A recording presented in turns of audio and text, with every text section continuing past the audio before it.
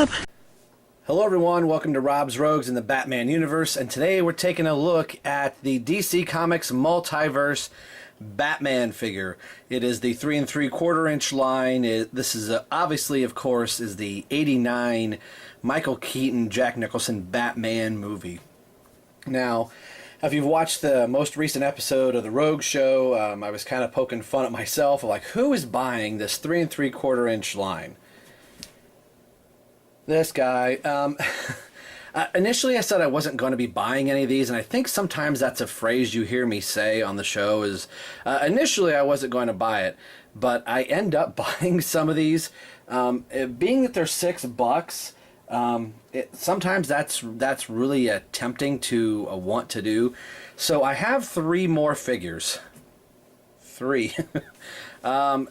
This was something I really kind of wanted to see. I'm probably not. I know I'm not going to get General Zod. I would really have to think long and hard about the Christopher Reeve Superman. I don't think so. I probably say multiple times I want to try and scale back on some of the stuff that I'm collecting. Granted, I would have much rather seen this in a 6-inch size, I think, as all of us would have.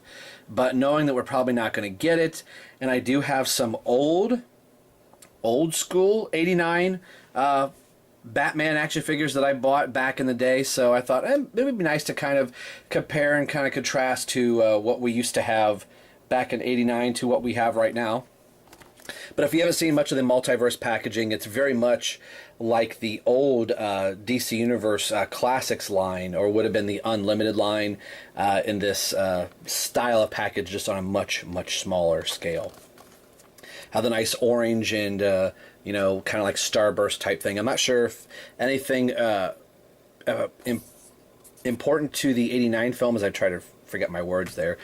Sometimes they'll put stuff behind the card stock back here to kind of denote like what universe or what this is from.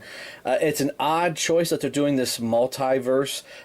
Would be kind of cool maybe if they do the Michael Keaton Batman, then do a Val Kilmer Batman, a George Clooney Batman, a Christian Bale Batman. That might be kind of cool. Throw Robin in there and Batgirl. So who knows? Maybe some people will be buying Batman and Robin action figures.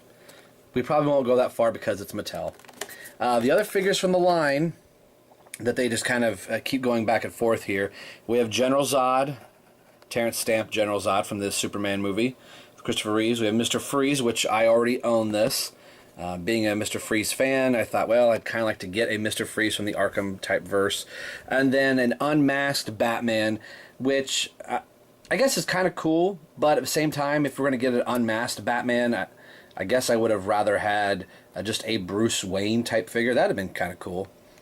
Says DC Comics Multiverse figures are inspired by comic book based character-rich entertainment sources such as movies, video games. These figures are meticulously designed, Mattel, designed to be truly authentic, celebrating the many universes of entertaining DC Comics materials. So there's a nice shot of the Michael Keaton Batman, the '89. I remember being in the theater when this came out. So very cool. We have Batman, real name Bruce Wayne, occupation billionaire industrialist, high-tech gear, grapple gun, which he comes with, bolo launcher, and Batmobile, and the villain, the Joker. So would have been kind of cool if we would have got a Joker in this line, since we're getting the Terrence Stamp General Zod. We are getting a Penguin figure, which again I might pick up. I'm not entirely sure. So not a lot to talk about in the packaging. Let's get into the figure and we'll kind of do some comparisons and see what he looks like to his '89 counterpart. We'll be right back. Interesting is what I can say to describe this figure. Not bad, not horrible, just interesting. I think he's kind of a cool figure.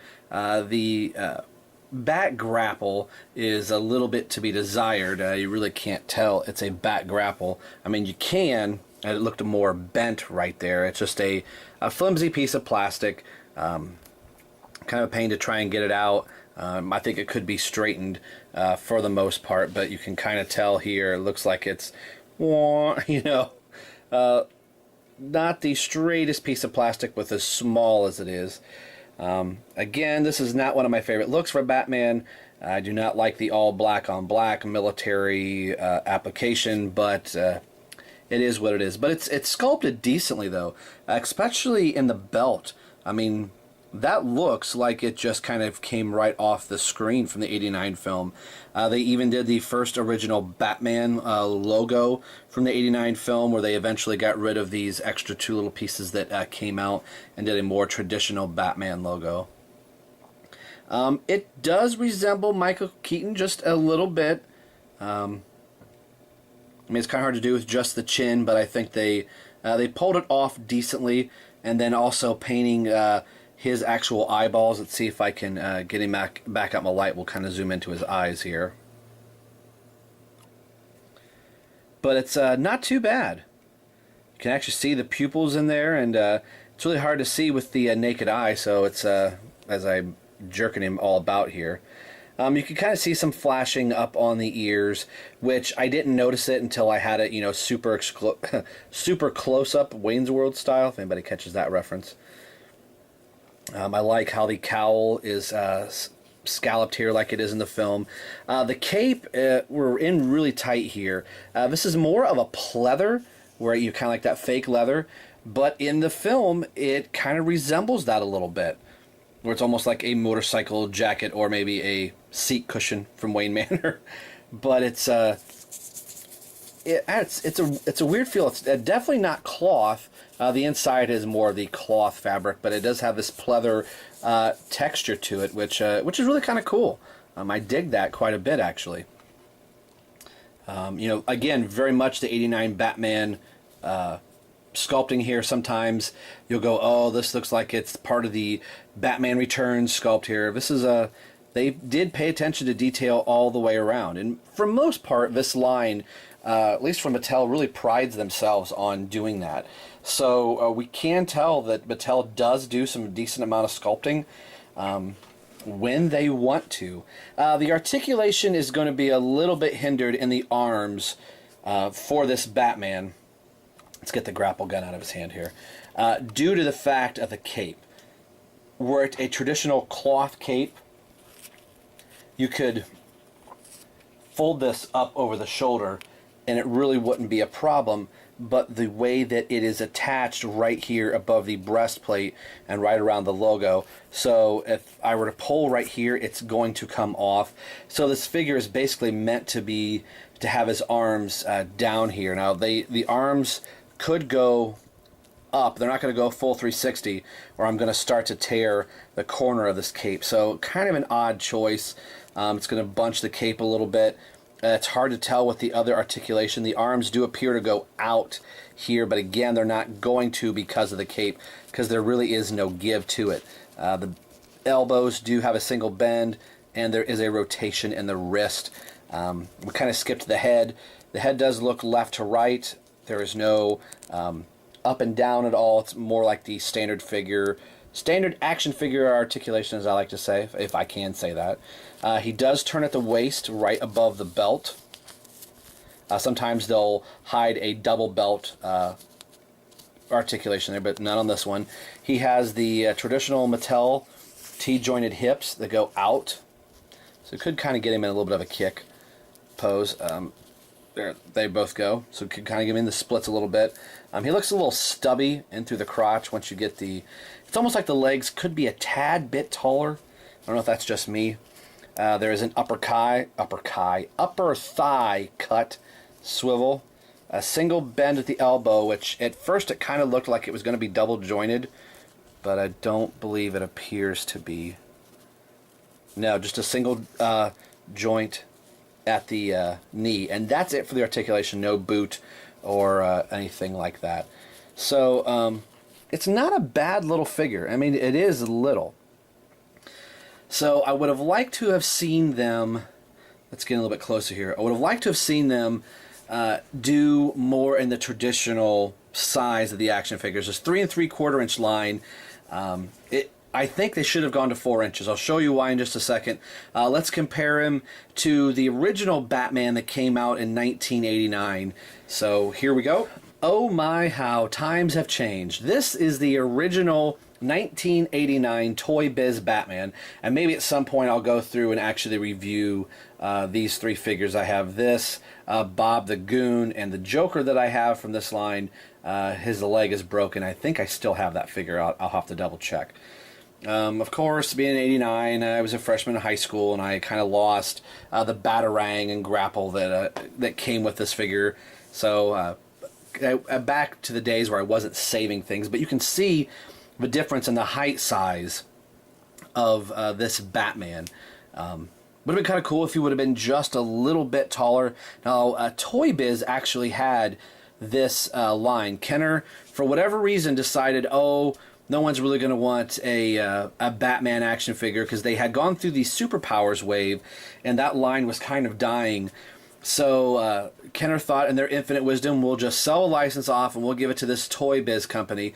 And they could not make enough of these figures. And that was the big problem for Toy Biz. They couldn't make enough of these figures. The plastic is really cheap, and again, that's why my Joker's leg broke off all those years ago. And they did a couple different variations of this Batman, and eventually Kenner came and bailed them out and took over this line. Now I will show you the Kenner Batman Returns line of figures, just to kind of show you that the size is a little bit closer. And again, you can really kind of see how cool I thought this was back in the day. Now it looks really kind of stubby and cheap, but you know, hey, those were our action figures back in the day. You had just a head that turned, the arms go back and forth, the legs go back and forth, and that's about it. So imagine if we had this back here, what our figures would look like now. But you know, the heights are a little bit closer. I'll show one more figure from the Batman Returns line. And here's the Michael Keaton figure. This isn't the Batman to Bruce Wayne figure. This actually came with the sports car. I got this figure from a friend. I have the Batman to Bruce Wayne where he has a black shirted type thing. But I did want to show... I mean, this is pretty close for an 89 Michael Keaton. You can tell, I've got a spot up here on this. I've never really noticed that before. Looks like he's got a cut there. It's Michael Keaton-esque. I mean, I could definitely tell, hey, this is supposed to be Michael Keaton. So here, kind of see the, you know, lips from Michael Keaton, as it were. So, not too bad, considering you're talking, this would have been 91, I think, I believe, or probably 1991 is when Batman Returns came out. So I thought I would show those couple things real quick. Junior Birdman, you missed me? Okay. I don't have the original Kenner 1989, or actually I think Toy Biz might have made it. I'm not sure exactly when we got the Batmobile, if it's when Kenner took over or if it was still under Toy Biz. I want to say it was the Kenner Batmobile. But however, I never got that Batmobile. It was really kind of expensive back in the day. It'd be really expensive now.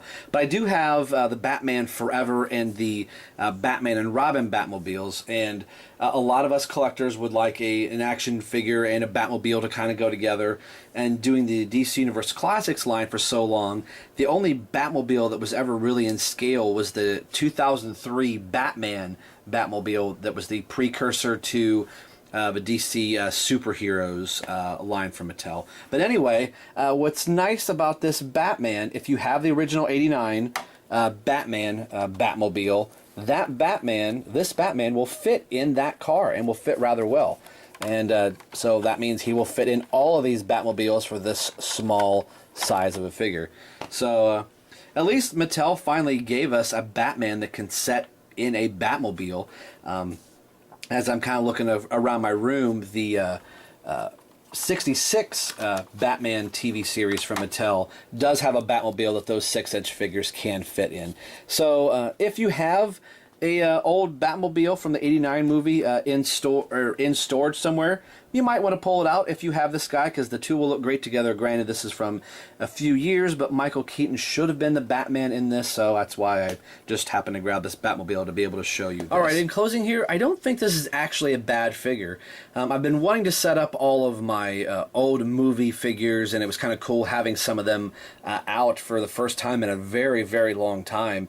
So it'll be kind of nice to kind of almost bookend the original 89 Toy Biz Batman with this one kind of all in a long line.